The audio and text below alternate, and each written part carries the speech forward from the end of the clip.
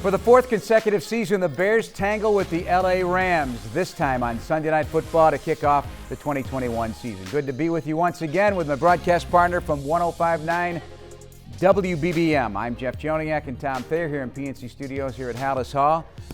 Ready to rock and roll with the LA Rams in Hollywood, Big Tom? I am. I can't wait. You know, there's a lot of newness to this season and everything. It's been, talked about to exhaustion.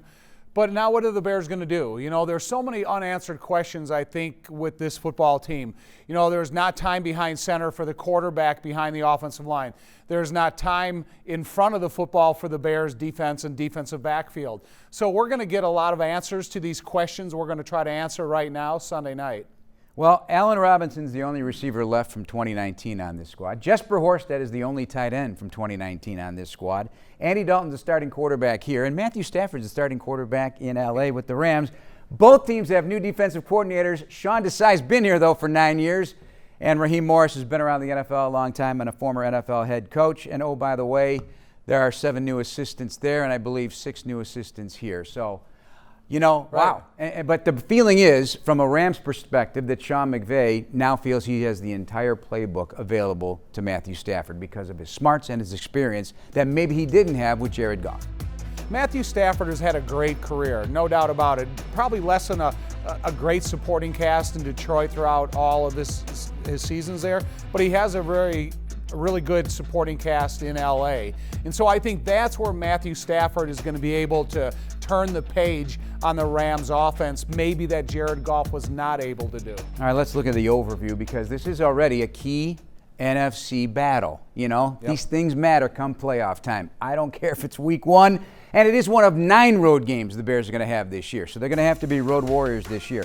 How are they positioned to face the NFL's #1 defense a year ago in yards and points allowed? What happened last year really does not impact this year, but it's the first game, so you got to make reference to it. Right. But, it's funny. The #1 defense, they don't have the same defensive coordinator. To me, I look at Aaron Donald. It's right. like you can't get past the #1 defense, right? But that's the scariest guy that is in the closest proximity to the quarterback position every single play. And if I was an offensive lineman, I would be thinking about this portion of the schedule since the schedule came out, because how much he's going to factor in, lines up all over the place, and he can dominate wherever he stands. Think, but don't fear. Right. Think course. about you it. Got to respect him. 6-time All-Pro. Yep. 3-time NFL Defensive Player of the Year. I mean, you see what he does, and he's now hit the tender age of 30. So let's see what happens after 30. The health.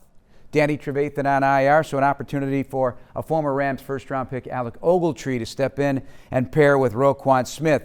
The Bears are whole up front on the offensive line. It sounds good what we're hearing about Jason Peters and his availability for this game and maybe his conditioning. Maybe he can play a whole game against the LA Rams. I do think he can play a whole game, but is he physically conditioned well enough if they have multiple double-digit drives to go in there and play fresh? He knows how to play football. He knows what it takes for Jason Peters to get ready better than anybody else on this coaching staff or in this building. So I'm going to give him all the respect in the world, and, hopefully he complements the type of game Matt calls. New defensive coordinator Sean Desai knows exactly what he's dealing with here with the LA Rams. He's been here for 9 years. He's seen all these games that I alluded to at the top, and he's got to deal with Cooper Kupp, one of the best slots in the NFL. Robert Woods, underrated receiver, nasty blocker in the run game, and he springs things free. Deshaun Jackson can still stretch it. He may be 34 years old. He's a Southern California product. He's playing at home for the first time, and he can still fly. Van Jefferson, Tutu Atwell, speedy little guy. Tyler Higbee, a tight end. So they have a lot that they have to contend with, and that secondary is not whole yet. We don't even know exactly who the nickel starter is. We got to see if Kindle Vildor can step up big time as he did in the playoff game against the Saints and pair with Jalen Johnson. The safeties are set. They're the veterans. But it is a real interesting matchup. Right. You know how many snaps Matthew Stafford had in the preseason? Zero. So but you talk about right. You talk about all those playmakers that you just mentioned because they're all over the place, first, second, and third level.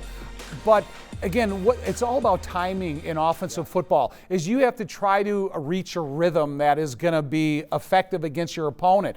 Say Matthew Stafford is a half of a click too slow. He tries to make a decision a little bit late. Then that could provide and create opportunities for Sean Desai to have a Sikkim-style defense to get after the quarterback that interrupts the timing and the rhythm they need. And just unlock and free Khalil Mack. So he gets away somehow, some way. What they have to do with Akeem Hicks, what they have to do hopefully for Robert Quinn can make that happen. And, we don't know what Sean's going to do. We have not seen the Sean Desai defense. You can talk Vic Fangio all you want, Chuck Pagano all you want. There will be elements of that. The system, though, this is going to be Sean's stamp on it. And I believe it will be aggressive. Stop on the run still vital. And we haven't talked about the most important aspect of the Bears defense here in 2021. They want to take the ball away. And Matthew Stafford will challenge you to do that. He will force it in there because he believes in himself so much. That's what he did in Detroit.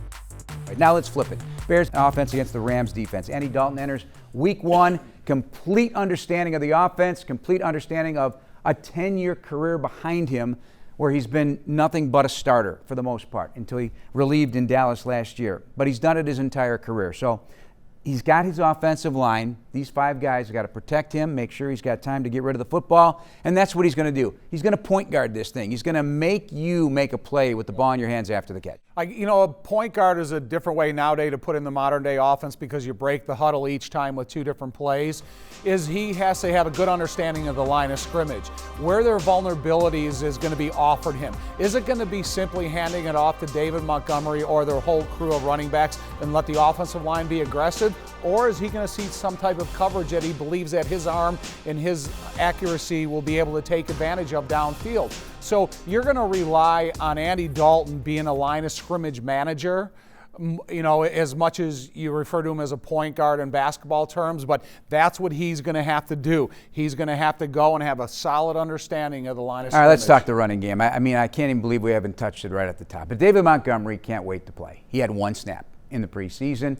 He wants to be the lead back to carry the load. 19.3 attempts per game in the final 6 games last year. Not good enough for Rushing me. attempts. It's not quite the good 20. enough for me. You want the 20, and then you throw in the passing game with him, and plenty of opportunities as well behind him. Yeah, and I think that's the way, if you want to build confidence in an offensive line that hasn't had very much time yet together, it's going to be by having a really aggressive, ferocious, physical finish running game.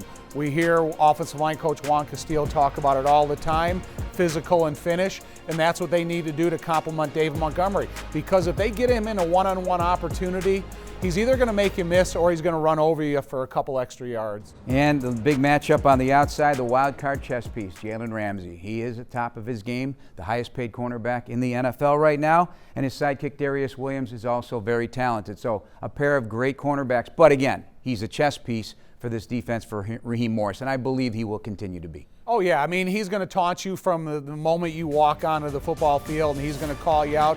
And so if he is, dedicated and taking Allen Robinson away from the game, then you talk about a bunch of tight ends and other wide receivers that are going to have to play a amped up role. Darnell Mooney is that guy. Speed. Yeah, and Bears then got a ton of it.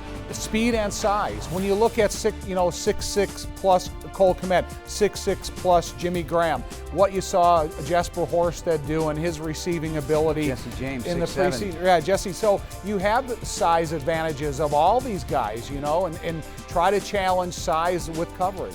That's going to wrap up our game preview. Hope you enjoyed it. You can tell, hey, we're excited for 2021 and excited to see your Bears on Sunday night. Catch it at 4 o'clock with our pregame coverage on WBBM. Kickoff at 7:20. For Tom Thayer, I'm Jeff Joniak. Thanks for watching.